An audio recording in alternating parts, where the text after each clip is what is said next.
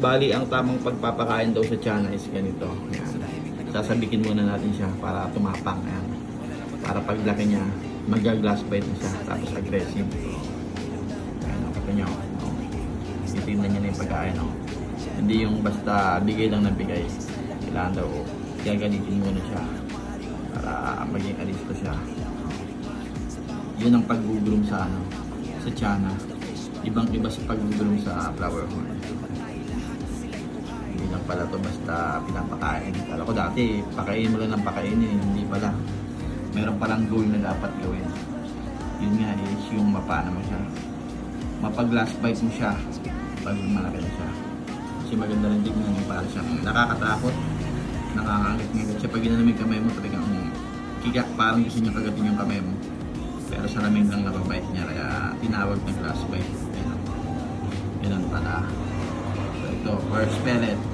First pellet, ayan. Nasasabit niya. Susugaban niya agad yan.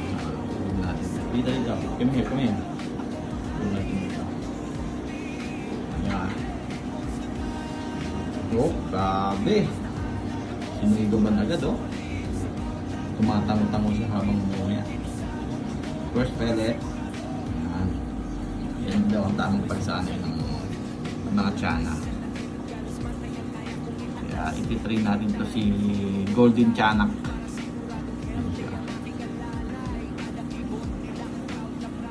Dapat kayo siya. Isa pa. Another one. Meron pa ako dito.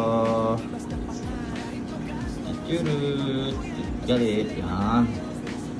Pakita mo kung hanggang saan ang tapang mo. Golden Tiyanak. Golden Tiyanak. Ilabas mo ang lakas mo. Ilabas mo ang tapang mo. Ito na yung pagkain mo.